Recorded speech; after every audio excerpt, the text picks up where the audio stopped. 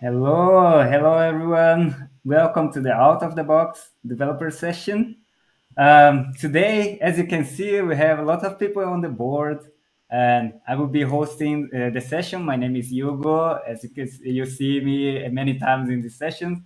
You also know very well Pedro Cavaleiro and Mani Sarkar, that is always here with me. And I want to give some a space here to actually Danilo and Douglas to introduce yourself, so people can see you guys. Danilo, can you go first? We can tell a little bit about you for our audience. Oh, sure. Hey everyone, how are you doing? I'm Danilo. I'm a software craftsman, and today I just enjoying to the invite that Hugo did for me, and not just for me, for other people as Douglas. So thank you for that, and I hope to contribute to our group here. Great, thanks a lot. Thanks a lot, Danilo. I hope to have. We are growing here and need more help to actually manage all the stuff. So I'm very happy to have you here. And Douglas, can you just give us an introduction of yourself? Sure, sure. First of all, am I audible? Yes. Yes, you Excellent. are. Okay. All right. So, thanks for having me. Glad to see everyone here. Um, I've been in software development now for a little over 22 years. I'm a self-taught developer, so coming from that time frame, that's a little bit. It was really hard to get into the field at that time, but um, worked in a lot of different technologies. So I've worked in .NET, worked in Java. Now I'm working in Python. Just been a little bit, all over the place. But that's me. Oh, one more thing. I actually have held different positions throughout my career. So I've also been a manager, and I was CTO of a startup at one time too. So I've been in that boat. So it's a really cool episode. I'm glad to be here. Thanks, y'all. Yeah, that's great to know because today's session we'll be talking, we'll extend our discussion actually from the last session. I let Pedro and Moni alone last session, and they did a great job here talking about what employers expect from us developers in the tech industry, right? So we have a lot of insights there. Bruno also give his contribution on this topic. It will be great to have you, Douglas, here too.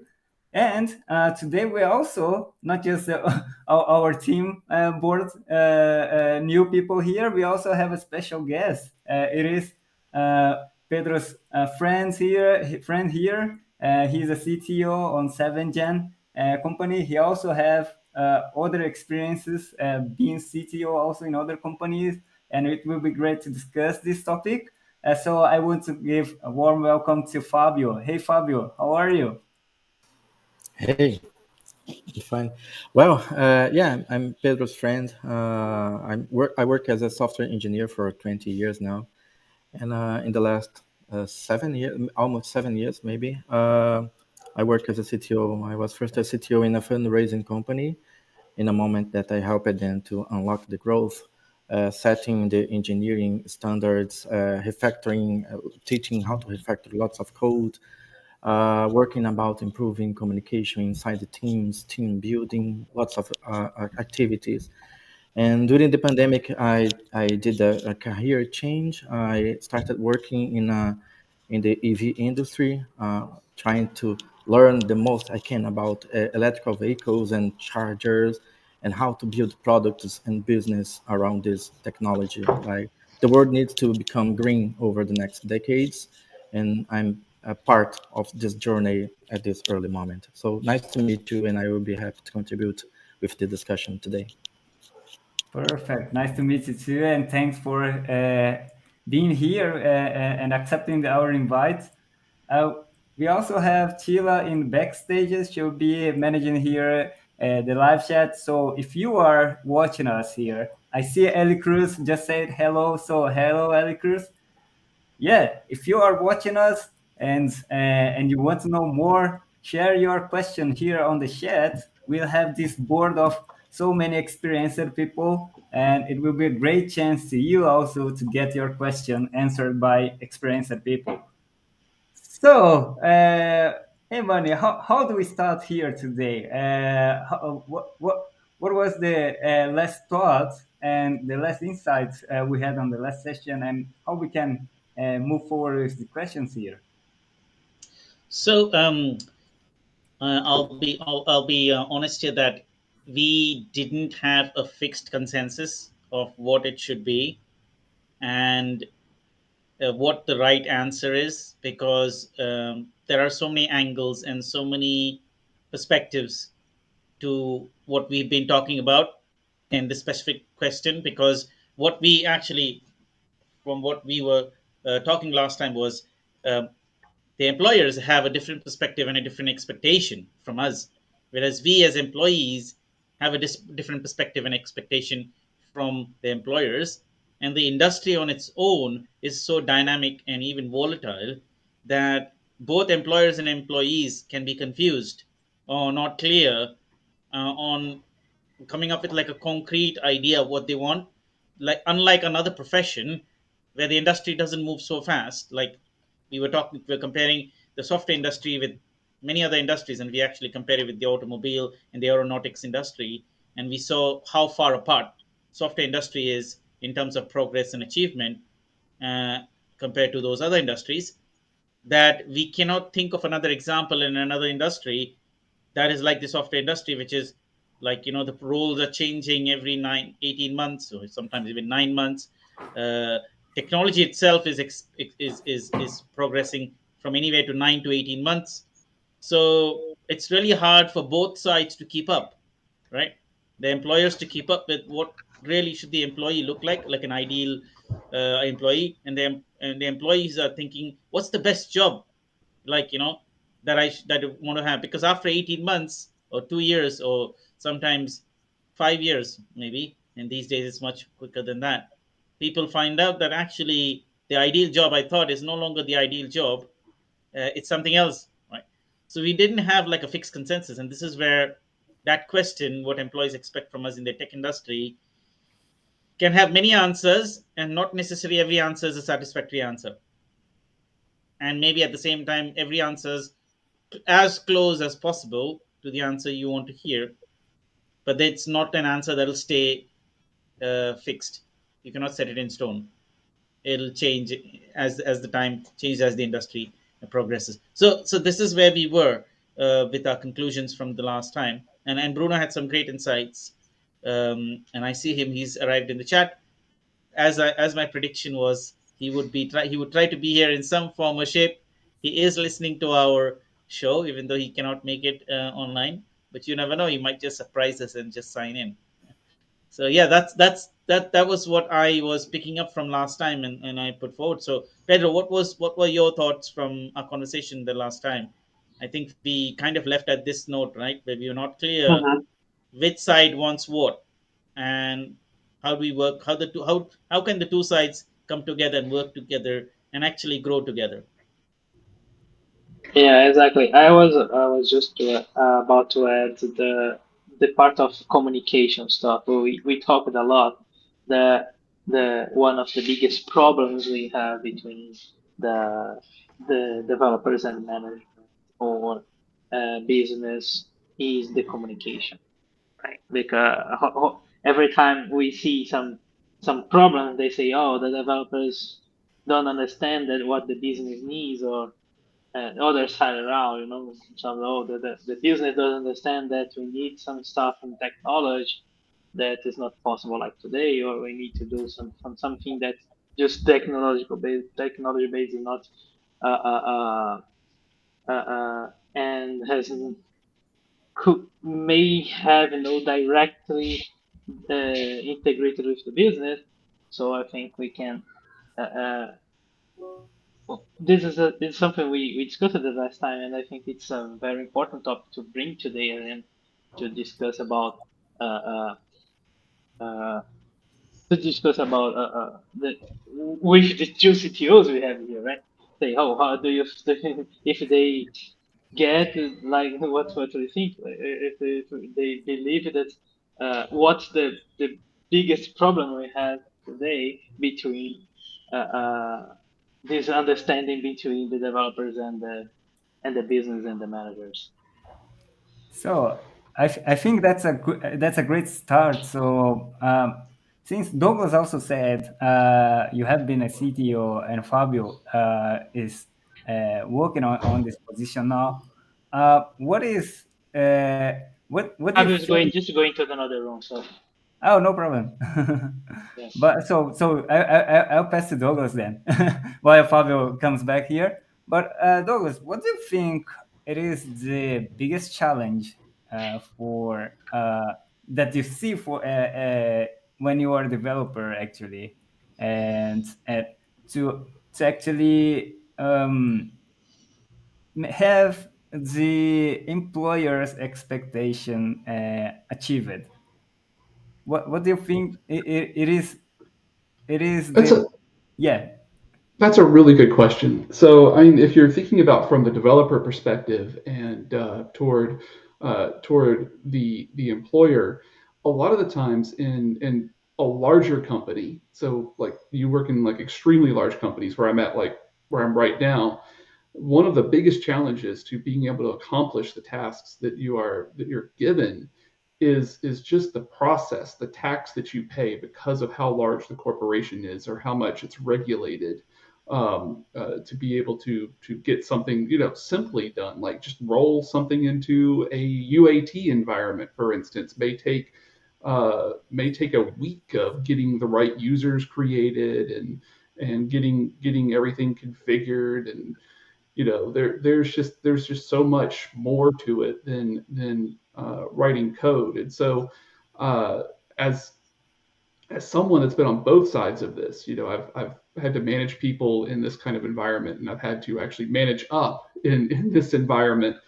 It it's a challenge to communicate that those obstacles are in the way. Your managers very well know how hard it is to get something done, but when it comes down time to actually deliver something on time and keep track of it,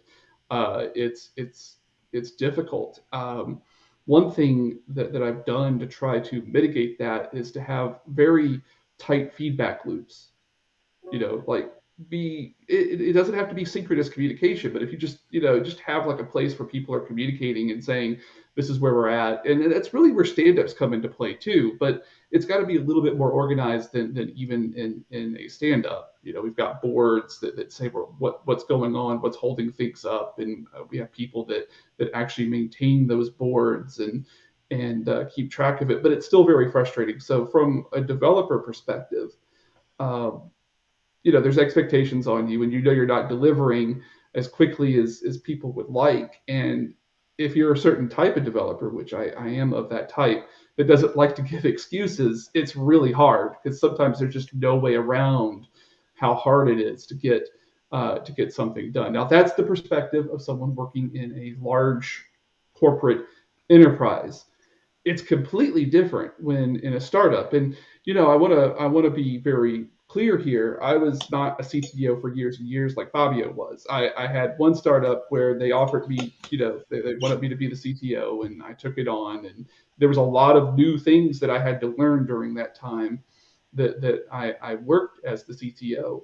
But I'm going to say that Fabio is going to have a lot more experience from that CTO seat than I am, talking from that perspective. But from a development perspective, um, I guess it really is about the expectations and being able to manage the expectations of the people wanting something from you. That's it. That's actually really it. It's managing the expectations.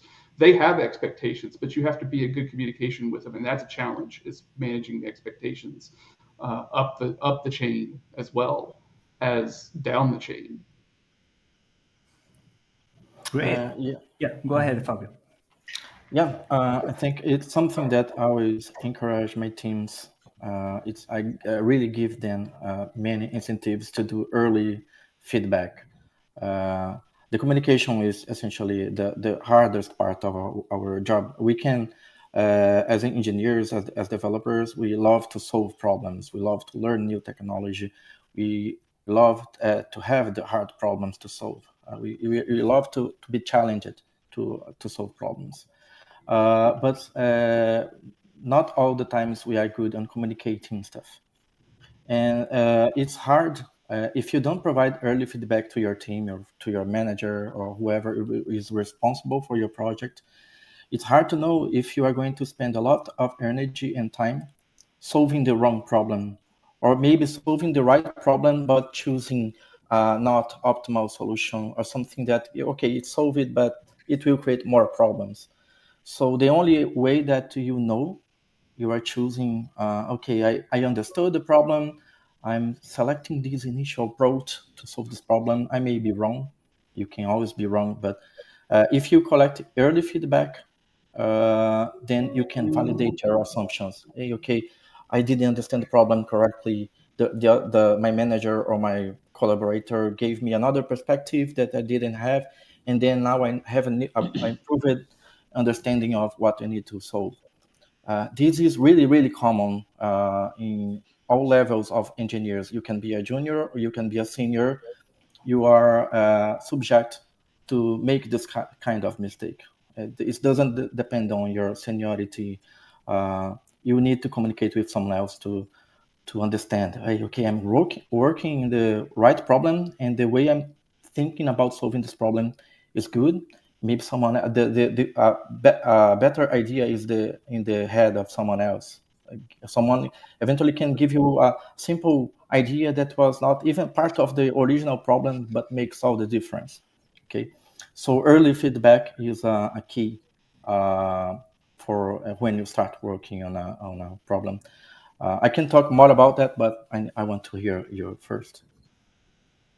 Actually, I have one more thing that I would throw in there too, which is culture, right? So as a leader, to have that communication, you have to establish a culture of safety that lets people know that they can communicate and they won't actually be dismissed or punished or anything like that. So that there is an open collaborative environment. And that's a huge challenge with developers because a lot of developers are very strongly opinionated about their thoughts on things. So Fabio, how have you fought that to a certain extent?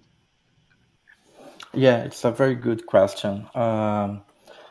You certainly need to have this kind of open and safe environment. This is the key. And at the end of the day, it's not easy. Even for someone who is a manager, a boss, sometimes he encourages the developer to do that, and sometimes developers they don't have the experience or they bring bad experiences from the past. So you have really to work on this and make sure that your developers understand they are in a safe space and the culture of the company aligns on the direction that everybody is welcome to collaborate and understand that everybody can be part of the solution. Yeah, essentially. Yeah, but Well, yeah. one thing that in this question that Douglas asked, uh, that sometimes developers are strongly opinionated. So sometimes if when you bring the developers to the discussions and when in the middle of like business discussions or manager discussions, and then you bring developers and they have this strongly opinionated, they sometimes if you argue with them and say, oh, do we really need to be that complex, or do we really need to take that long to do something? And they like argue about against it, say, oh, we cannot do this differently. It's the right way to do. How it is. How do you handle this kind of, of problem during the day to day? Yeah, that is always, even if you're opinionated, you also need to set the appetite. I really like the shape up methodology. It's something that I read in a Basecamp book. And you need to set the appetite. Okay, you can be very opinionated and you want to bring me a solution that you need like several days or several weeks to implement. I don't know, depending on the complexity of that. But if you say, okay, I need a solution to just to validate one assumption, it doesn't need to be complete, it doesn't need to be perfect, but this part of the problem I need you to validate to me. And you have only like a few days or 1 week or 2 weeks to validate that. And if it doesn't work, okay, we just start over. We validated that assumption. Okay, if you set the appetite, if you set, okay, you have a limited amount of time to work on that. Let's just do a quick validation, and if your solution works, okay, then I can give you an extension and you can move forward. But if you set this expectation about, okay, I want a solution for 1 week, you have time to develop this solution for a bit more time, or you can build a more complete architecture. You have to set this at the beginning.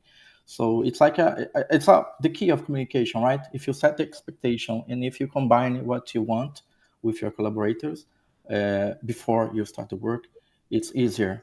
Uh, but yeah, it's not something that is simple to solve. But if you set the expectation first, it helps you a lot. Cool. Yeah, I was here trying to ask more questions too. When I hear about culture, and maybe not just Fabio, maybe others too can contribute, but now we are in a mode where we can work in a totally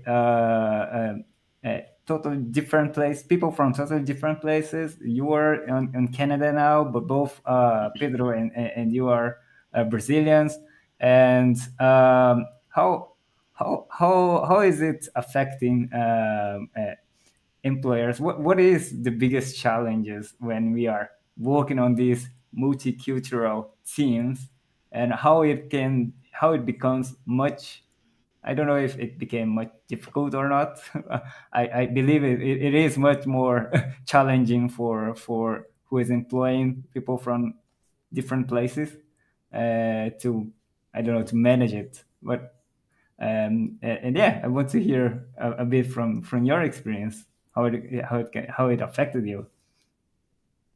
And want to say hello to Max. I just see his message here. Hello, Max. Good to hear you. Good to have you here. Please drop your questions if you have any questions here. It will be amazing to answer anything that you have to contribute here. So please, Fabio, can you give us some idea about it? Yeah. Mm-hmm. Right now I'm working here in Vancouver, and my team is here. There is another Brazilian company. We are a small team right now. We're a really early stage startup. So I will try to talk about my previous experience where there were people working from China, from India. One of the challenges was the time zone.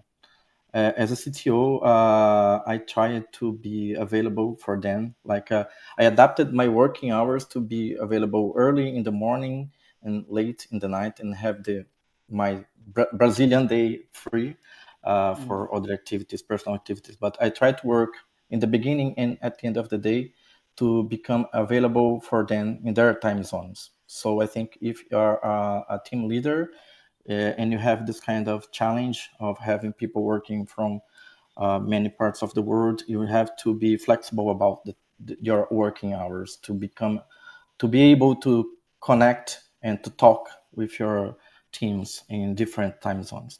Was a challenge for me in the beginning.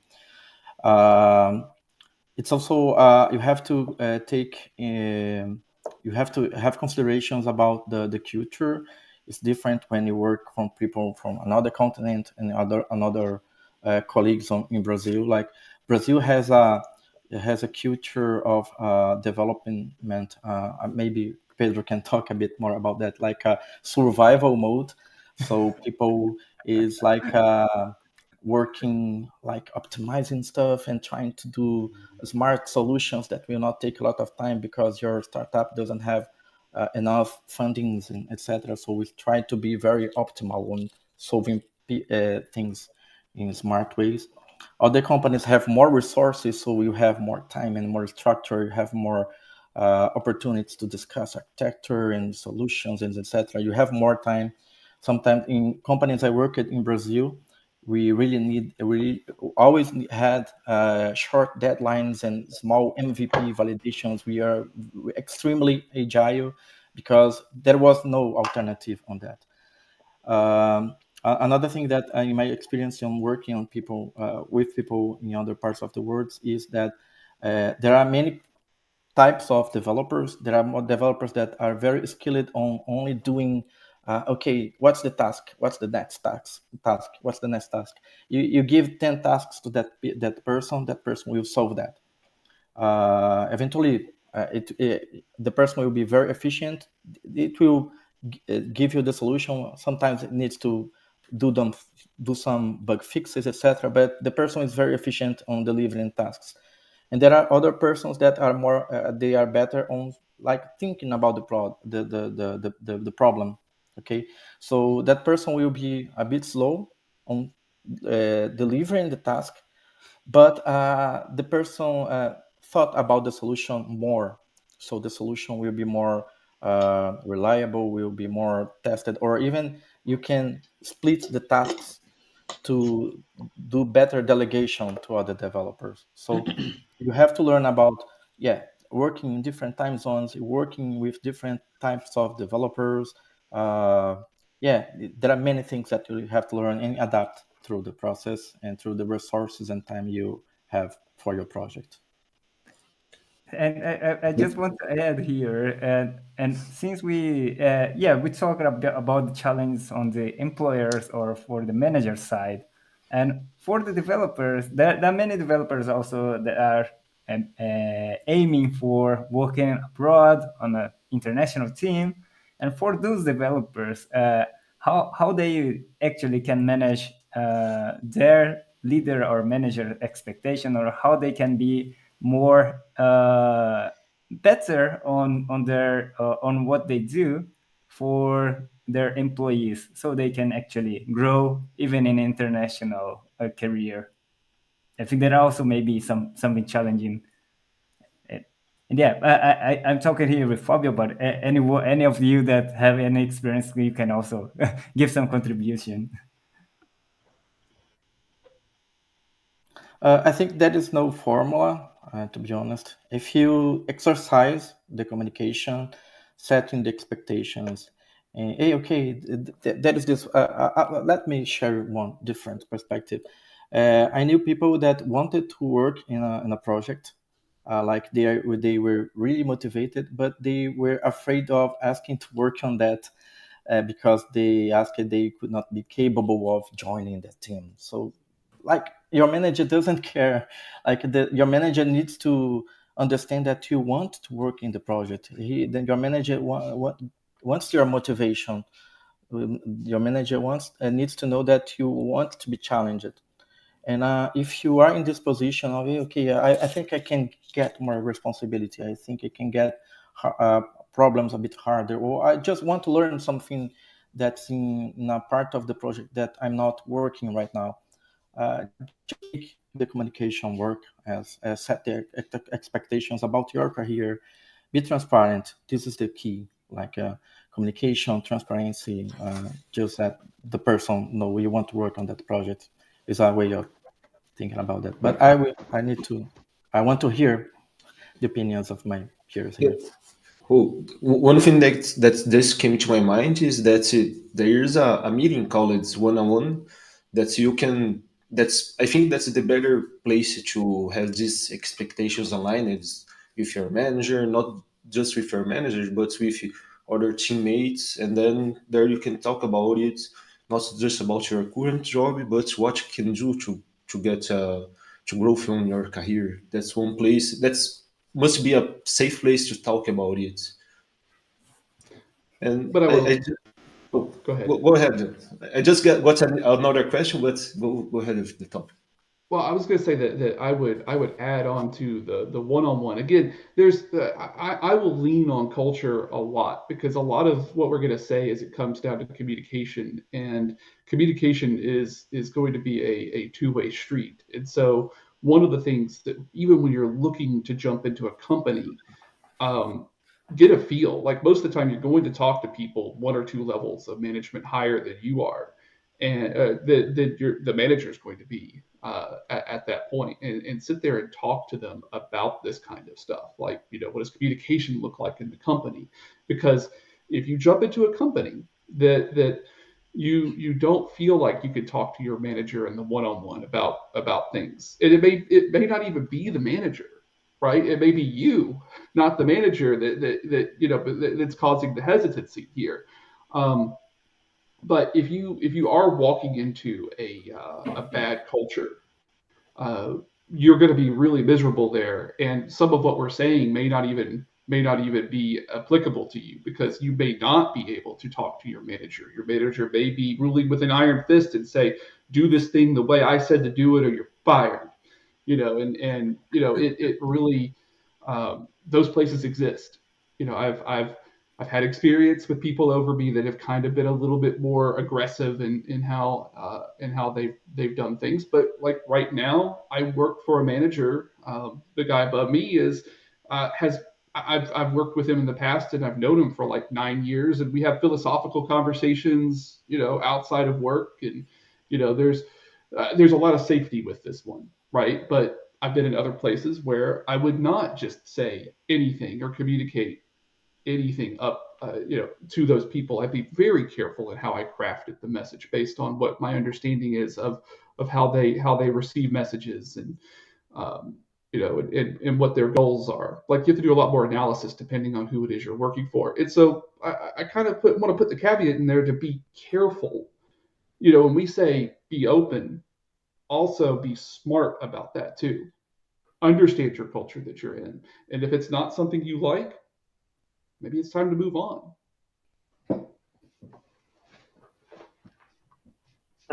I'd like to make a comment on that. I I worked in very different places. And uh, at first I was a military, right? So in the military, you have this one-on-one stuff. You have to have very, very careful when you talk to someone, and especially when you talk to someone in a higher grade of yours, right? And this is a problem in military. We always have someone. You always know if someone is above you or higher than you. So, for example, your direct manager may be someone that's higher grade than you, but you can work for someone that's higher than them.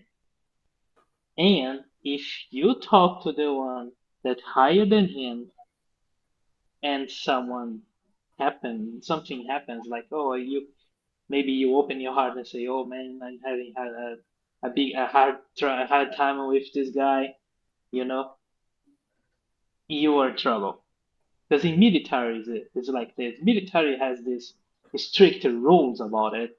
You should not like bypass a Chain of command. grade. Yeah, you Chain chain of of command. command. That's the name.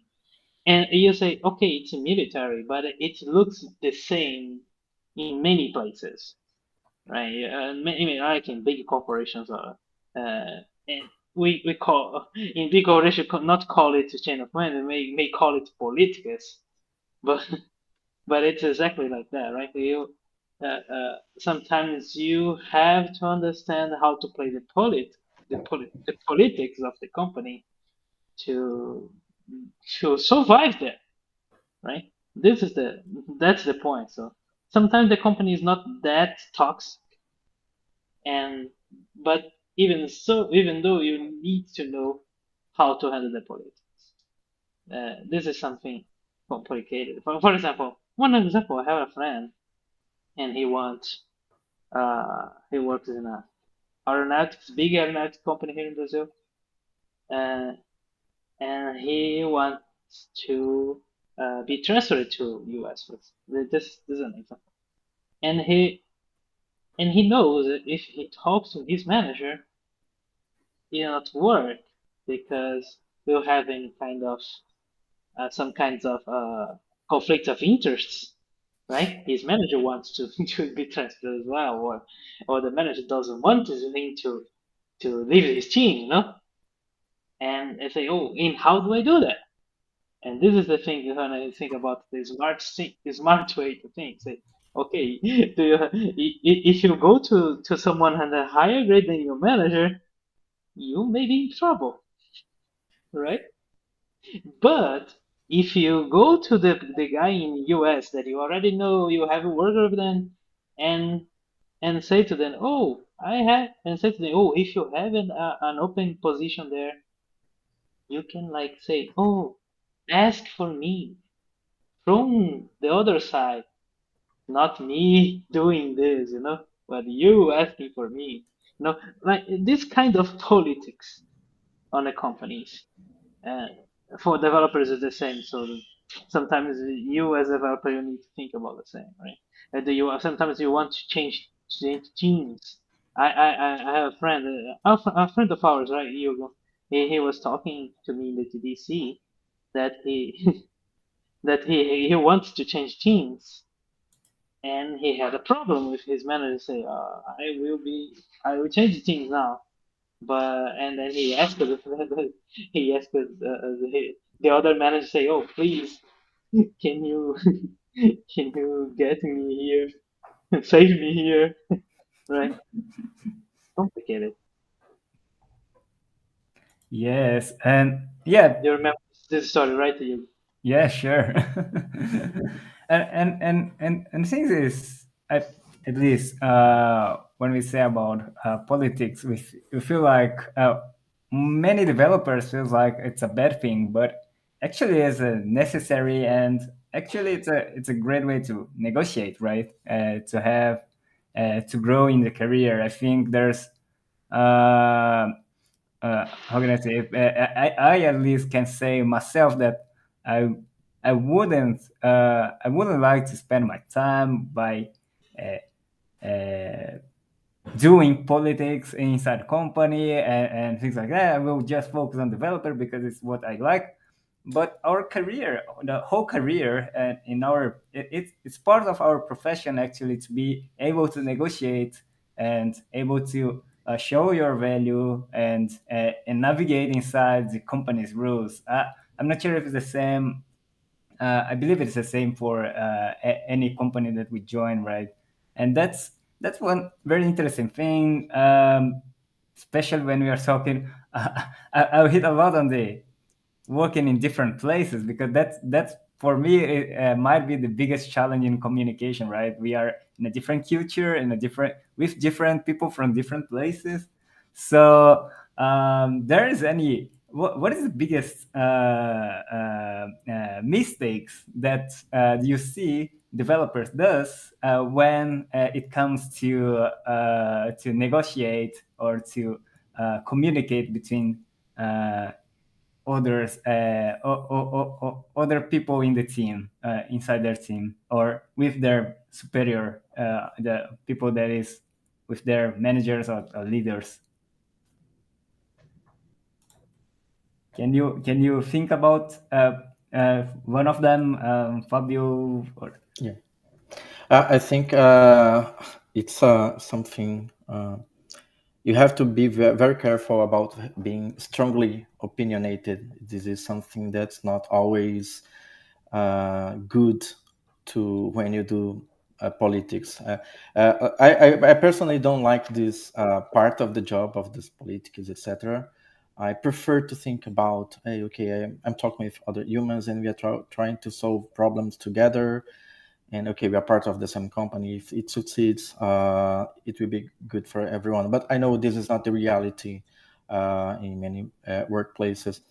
uh, but when you have to jump into a discussion, you have to be open-minded, you have to open-hearted, and if you are strongly opinionated, maybe there is a chance that your opinion will not be listened by the other peers. It's easier when you are open to this discussion and put your beliefs aside for some time and hear other people, and just treat them as a humans, like they are not your enemies. You're not in a battlefield. Like their true. ideas can actually, when you have many people thinking about the same problem, the better ideas will arise. And if you put your opinions on top of your colleagues' ideas, you're losing lots of opportunities to yourself, to your own growth. So this is my main thinking about that. Yes, one thing that I thought about it is that I know a lot of software developers that they don't like politics, and then they just jump in from being a manager or even a CTO, and then they just came back to being a software developer just because they don't like it. And one of the things that I like to think about politics is that's something that we can't avoid it. And probably one of the biggest challenges to think about politics is that when it starts to be a barrier in our culture to have the, I don't know, maybe our expectations aligned or something like that, that's a problem. And that's why a lot of people that's just became manager, or let's think about a staff plus engineer or even a CTO, they start to reach this kind of politics, and then they just don't like it. It's something that's really, it's a problem that happens in a company, but it's hard to avoid it. And it's hard not just to avoid it, but to think about how to handle all this situation around it. Well, I would Yeah, I say think the that oh, oh, sorry, please. well, I was just going to say that I've had a chance to read a lot of books in the idea of psychology, and one of my favorites, I forget who the author is, but what was it? It was called The Courage to Be Disliked. And that book right there, I won't go into a whole synopsis, but there's a track in psychology called Adlerian psychology, and there's a lot to it, but I won't go into all that. But the main thesis of it is that all problems stem from human to human communication. All problems stem from that. And it goes on to a set of different thoughts or different processes you could use to try to help with that. There's a whole different way. It's a full inversion of how we intuitively think about communicating and handling each other. But I don't want to get into a debate about Adlerian psychology on this on this show. But I'm just saying that the point is that anytime anytime that there's people and these people have to communicate and work together, it creates an environment that can have a lot of good things happen, and that a lot of bad things can happen in. It there's even a difference in how people communicate. There's different communication styles. You may have some people who prefer verbal communication. You may have some people that prefer written communication for various reasons. And there's a lot of neurodiversity out there. There's people that have all sorts of different conditions that will cause. It's not just culture from country to country, but just even in neurodivergence. There's a lot of differences in how people work. So I guess the point is, the challenge is, as someone who has to like keep a team running and try to set the culture as a leader, it's your job to set the culture of your team, and keep that in line. If you want a safe culture, then you have to see when something's going wrong and start to mentor and coach the people into how to solve it. I'm not saying go with an iron fist and start beating developers on the head to say you're going to do these things the way I say it at first, right? But you try to help the people that are working for you adapt and come together and learn how to work together, instead of you know eh, to try to handle all of that diversity. But it's definitely a challenge too, from a leadership perspective. And you know what? It's hard. I have chosen to walk up and become management, and I've chosen to come back down and go back into more technical, architecture type work. And I've done this a couple of times in my career. It just depends on which challenges I want at the time. Yeah. It's really interesting. I mean, there isn't any right answer, and there are so many facets to it, isn't it? It's not like a certain combination works and a certain combination is correct. Uh, it's it's like you win some, you lose some, and that's always going to be the sum, the zero sum game. And yeah, this cultural barrier, actually, the question Hugo started off with is, so there's two levels of culture here, right? There's one is we come from different ethnic and cultural backgrounds by itself, right? Where communication is, and the way we treat people and communicate with people and expect things from people is one thing. And the second is like the professional culture that is expected to be, it's like a standard expectation across the board, right? Today we no longer are, oh, that's America and that's Asia and that's Africa and that's Middle East. It's like a flat ground, isn't it? It's like one global village. It's like one flat playing field.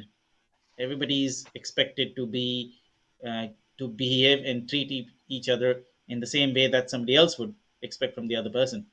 So there it becomes even harder for some cultures and maybe easier for some other cultures. But then the ones that they find it easier, they keep thinking, why is that they are not doing it this way? And the one for who it's harder is thinking, I'm doing all the best and everything, and they still don't seem to be happy about it. So I'm not the problem. I think they are the problem, right? I mean, yeah, even Cool. acknowledgement of doing a good job could be completely different based on the culture. Yeah. You may not get a pat on the back, good job, depending on where you're doing the work. Mhm. Absolutely. Yeah, like I think I can't remember. It was an onboarding process I was going through, and there was comparisons made between people working in Europe, Japan, and some other place. And in Japan, you're not going to, and Hugo can confirm this. You're not going to get a pat on your back saying, "Hey, great job."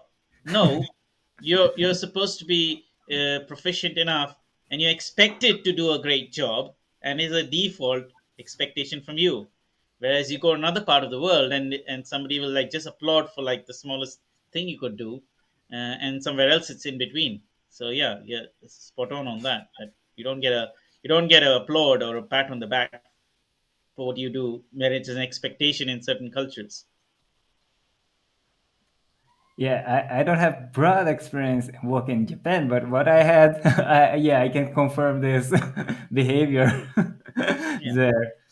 Well, I also want to. It was lots of great insights here, but I want to give space here to Yuri Santana, who contributed here with a comment here that I think that 70% of leader skills is communication. A software developer could be a leader or a manager. And yeah, I agree with you, Yuri. There's many people that grows in career and we become leaders or managers, but still I believe that's still challenging for many of them, right? I'm not sure if you guys want to add some comment on Yuri's comments here. Pedro is trying to say something, but he's probably on mute.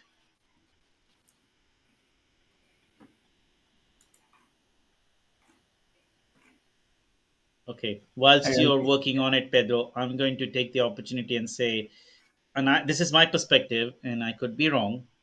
I feel that they are orthogonal, right? Because if you look at from the role perspective, if you're doing one role that you will be able to do another role is a hit or a miss.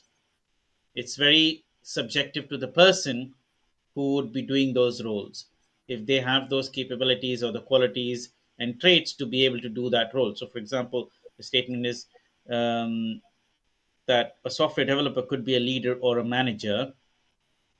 Anyone can be a leader or a manager if they have those qualities needed to be a leader and a manager. And the fact that they are doing software development could be a side trait, but more that they can be a leader or a manager is just qualities innate in them. Do they have those qualities, or can they develop those qualities? As opposed to, because A lot of times, great leaders and great managers are probably not even experts in the subject matter that they are managers and leaders of. They can be, right? And I have worked with such leaders and managers. They may not be technical, but they exactly know how to communicate with you to get you do the job that needs to be done to deliver the solutions you need to deliver in the way that it needs to be delivered. Right? They're great go-betweeners between yourself and the other stakeholders who need your solutions. So that's my perspective on it, and not saying he's wrong, but I'm saying that that is, we cannot say just because one person does one role they can do the other role. It's very subjective to who that person is, not the role that they're doing. That's my view on that. I think you have to have a passion. Like you'd have to want to be uh, a leader. And actually, let me think about that for a minute because there's a bit of a philosophical conversation around the want to be a leader. I've actually found the people that are vying for leadership, some of the ones I've interacted with that want to be called the leader, have actually been some of the worst people I've worked for. The ones that want to be the manager, that want to be. And some of the best ones that I've worked for have been the ones that have been, it kind of got thrust upon them because they were doing the job of a manager. They were doing the job of like leadership before that they were ever offered the promotion. They didn't ask for it. They were doing it. And they got there that way. So, it's not everyone can do it unless that. I think the question you came up, can it be taught, is a really good question. And I think that there's leadership training out there. There are people that do train that do have workshops around, learning how to be a better leader. And I want to believe that you can be trained, that you can be taught to look for things and how to influence and how to do that stuff. But I think there's some people that just kind of get it, right? There's some people that have it; it's innate, and their experience, and just get them in a room with people, and they're going to all do what that person, the vision that person has. That'll be the way that they're going to go. So it's an interesting question. It's an interesting thought. I think Alfio also added here for this for the comment. I agree. Hello, Alfio. I agree. Some senior developers are just geniuses, technically talking. However, to be a leader, you will need some other skills. And yeah, Yeah. that's true. Yep. Go ahead, Mani. So yeah, so they are orthogonal in skill set as well, right? Technical skills are hard skills, let's say, whereas leadership skills are a lot more softer skills. Maybe there are some hard skills in there as well, but they are more softer people skills, right? Because a leader doesn't have to be technical. If they are technical, that's icing on the cake. But it's more, they need to be more people and uh, everything else around that, around the technology is what they need to be. And it's, if they have technical skills, that actually adds a bonus because then they can speak the lingo even better. But it's more people qualities that is expected of a leader. And yeah, I think those are the other skills, and either you develop them, you have them in yourself and you develop them further, uh, or it's just it's a lot of hard training to become a leader, because then you have to consciously keep remembering, oh, this is what I got to do, and practice it and make it your second nature. that's a question that I would like to drop here because it's something I get asked a couple of times, especially from people that are aiming for management path. They usually ask me if I want to become a manager, if I want to become a scrum master, for example, do I need to actually know software development if I want to be someone leading those kind of teams? What do you think about that? I have my personal point of view, but yeah, I want to hear from you first. Interesting one, Hugo. It's a little bit tricky one, isn't it? um, it's like, if you want to make a nice cake, do you need to be a baker, or do you need to know the recipe well, or do you need to have the right ingredients and know the recipe well? So I think I think the experience though, what you just said is, do you need to know, be a baker or have the recipe well, or get good ingredients and that kind of thing. But it's the experience of actually making a lot of cakes that makes you a good baker, even if you don't have the exactly. title of baker. And I think I kind of touched on that too a little bit earlier. If you're doing the job of a leader, then you kind of if people kind of see that, and then sometimes you get thrust into actually getting the title of manager. But Yeah. yeah, yeah, So yeah, that's so of the three or four three things I've said, the baker is the one, provided the baker is baking a lot of cake, not baking only bread and has never baked cake. But let's assume that when you say baker, that experience. So that experience is what will make that job second nature for them. So then, if they switch the role slightly and change gears, that experience will still be innate in them, and then they can still spin the same wheels or similar wheels as a whatever role you mentioned, scrum master or any other, because they're still working they're doing scrum mastery of a software development process, right? Because scrum Yeah, master doesn't necessarily mean software development. Is everybody in agreement? yeah, Because the scrum mastery could be of, like, of putting automobile I know parts other thing. together Yeah. and building an automobile. That's a different skill. In the sense, you could apply your scrum mastery there, but then you'll still better to know how the whole process works, right? So yeah, that's, I don't know if that satisfies you, Hugo, but that's my point of view. Yeah, go ahead.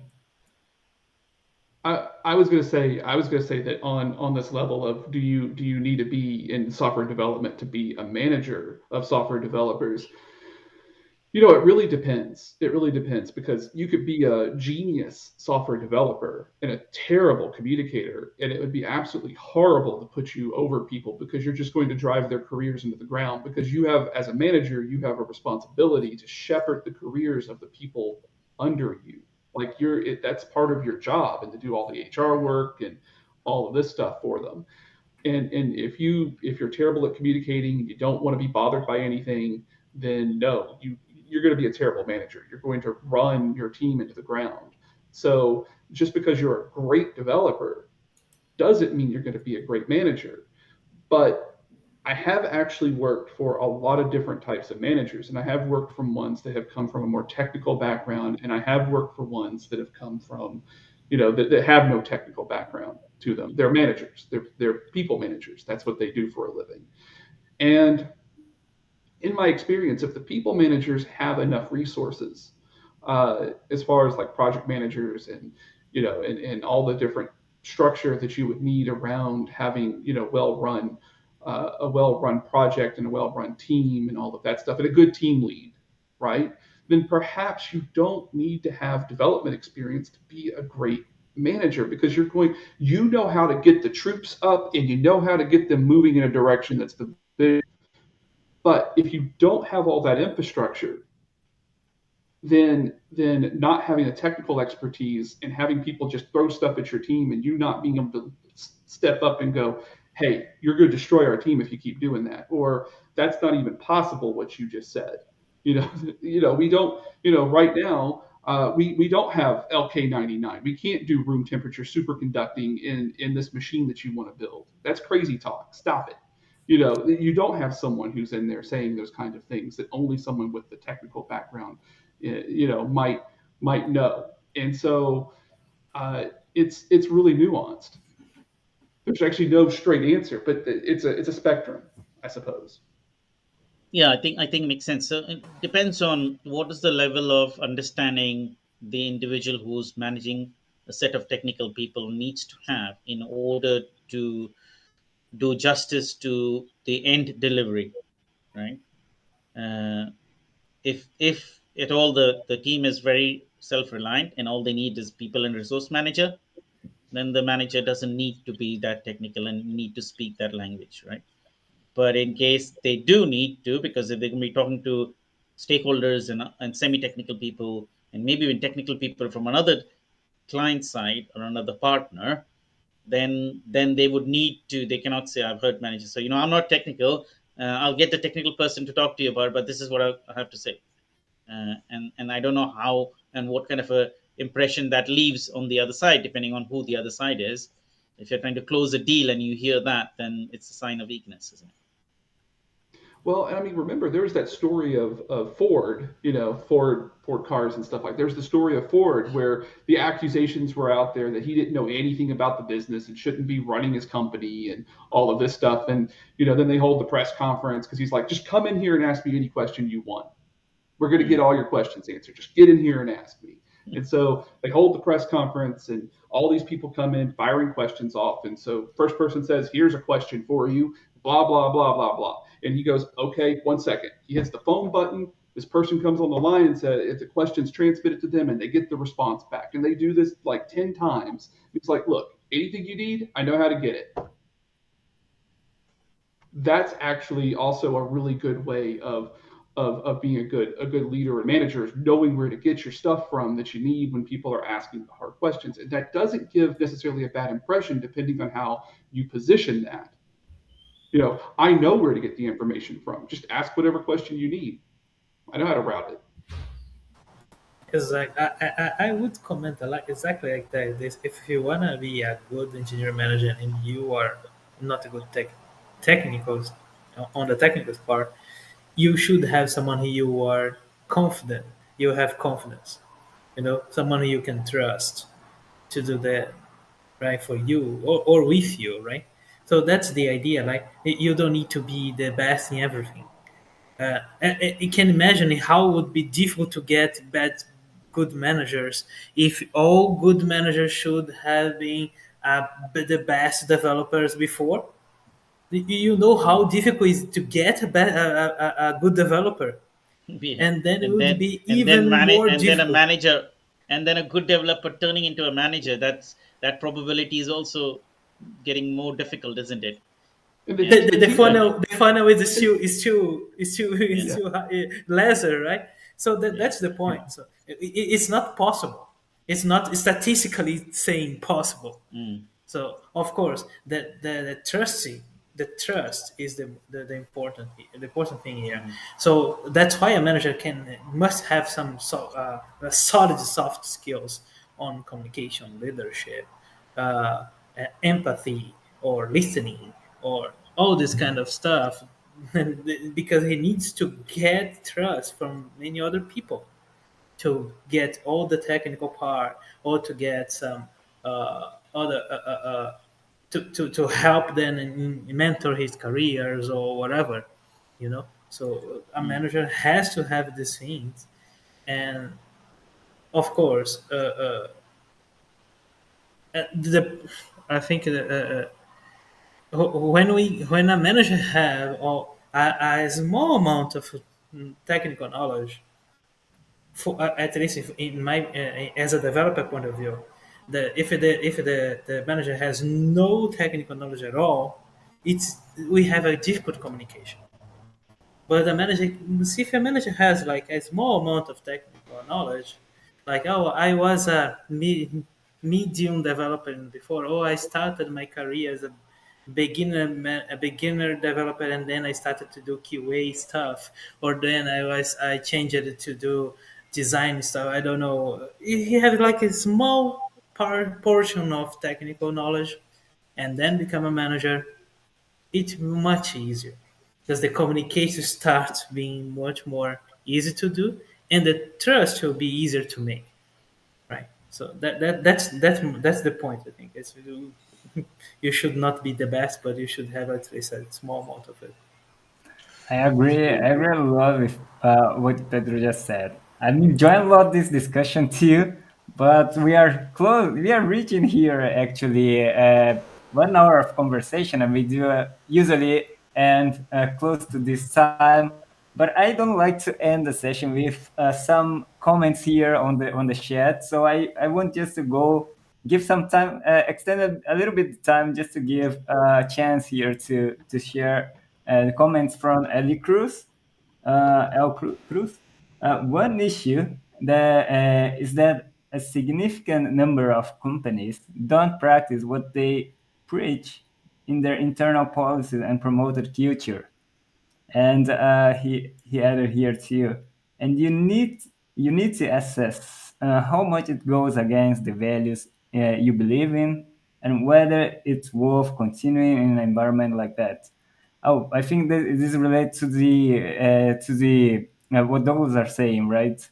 About staying in a company and understand the culture and so on. Yeah, great. So thanks, El Cruz. And I just want to go here. Yuri Santana also added here, contributed here. Sometimes it's difficult to balance all skills, but we need to improve our skills, soft, hard, people skills, and etc. Yes, just like that.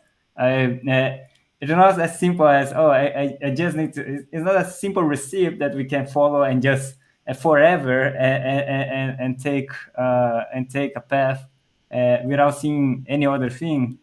I think it became very clear that it's much more complex nowadays. What we have to actually do to grow in our career, and so that's why also we do promote this discussion here to actually answer your question, and also ourselves discover what is the best way to deal with our day-to-day challenges, right? Alfeo just agreed with our conversation here. Perfect. And as long as you keep it running, yep, you're right. Mm. And sorry, I have to go through all the comments very quickly here to keep our time, our session on time. We do have Fabio. Actually, I haven't introduced you our tradition here. In every end of the session, we do share some content, a book, a post, an article that we read that is interesting for our audience. If you have anything that you would like to share to our audience, would be great. But if since I haven't said it to you first, I'm not sure if you have time to get something to share here. Feel free to add your contribution. Okay. Oh, no worries. Yeah, I don't have anything to share right now, but I thank you for the opportunity for to be part of this discussion today. Thank you. Yeah. Perfect. Thanks. So who wants to start by sharing something here today?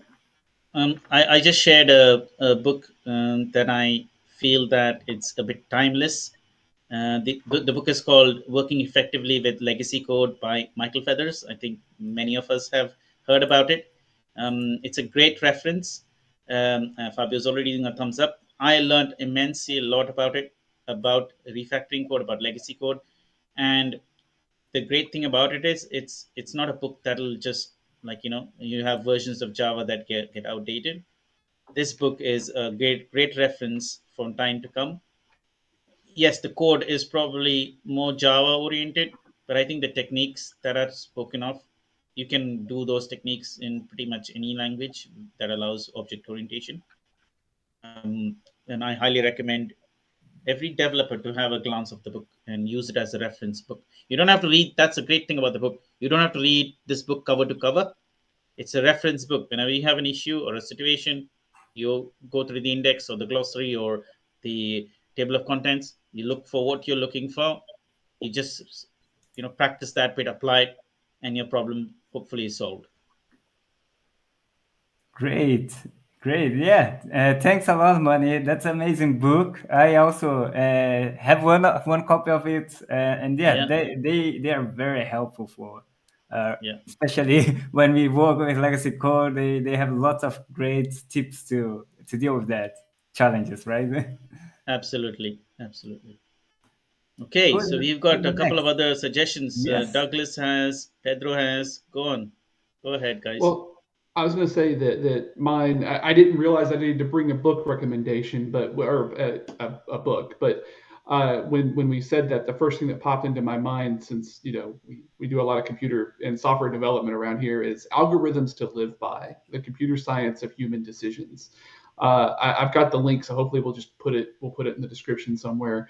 But this book is really interesting because it goes and shows you some of these algorithms, how they really relate to and how you can use them in your day to day life. And I thought it was really cool from someone who's more self taught, looking at something like that and going, oh, that actually is really cool.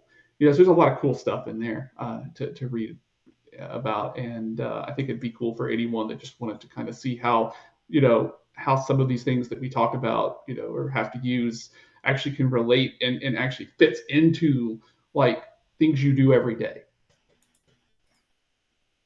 Awesome. I have to put it into my into the future books to read.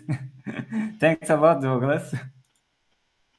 And yeah, I see Pedro. I see you had a book also. Yeah, I would suggest. Are you hearing me, right? Yeah, okay. So I would suggest this book is the Never Split the Difference, Negotiate Like Your Life Depend on It. Is a great book from Chris Voss. He's a CIA negotiator. He has so it's a book about negotiation. And he tell his stories about CIA, like negotiate with robbers, or and you can imagine all the criminals and difficult stuff. And then he started doing that for business in Harvard with all the students and whatever. So he has some good tips and advice for negotiating about how the human mind works in a in a practical way, not in a theory, but in a practical way. And he's a book that Bruno's always talks about when he works on his negotiation workshop. So it's a very good book. Yeah, that's a curious title. I really want to take a look too. I'll Yeah, it's second. very It's a nice. good book. I'll second it. I've also read that book. It's really good. Really Great. good. Danilo, you have one book here too. I'm sharing now on the chat. Oh, I strongly recommend this book, The Software Craftsmanship, The New Imperative, and think about the topic that we started talking today, that what does employers expect from us, software developers in tech industry. It's a book that can opens your mind on what you think about that you can do being a software developer. That is not just about coding, that it can bring some mindsets that you can bring much more value to a company, to a community, and a bunch of people that you can impact much more than just coding. Then it can help you with some insights over that. So that's that's a nice book, and there is a manifest about it that it's based on it. So it's something that I really enjoy it. Cool. Thanks a lot, man. And yeah, for from my side, let me share here. I posted recently, since we are talking about what employers expect in the tech industry. One thing that every employer are worried, or at least should be worried about, is about security on the applications that they build. And since we are talking, we have a lot about LLM and this new hype of ChatGPT stuff. I've shared that OWASP top 10, they just released a list of top 10 vulnerabilities that is regarding to the LLM solutions, so large language model solutions. I think it's an interesting read for everyone that's touching with such kind of solution, or are thinking to add such feature in your application, so you can be aware of the risks and ways to fix them. Okay, so yeah, I think now we have a lot of books and posts today. I hope you enjoy the session. There's a lot of content, special thanks to Fabio Miranda that joined us and answered lots of questions. A very interesting point of view, perspective of the employers' expectations, not just employers, managers, leaders, anyone that's it's leading their on the tech industry. And thanks Danilo, thanks Pedro, thanks Money, thanks Logos too for joining us. Hope to see you guys on the next session. And you guys that is watching us, place your questions. Keep following us if you want to have more interesting answers from experts on the industry. So thanks a lot. Thank you.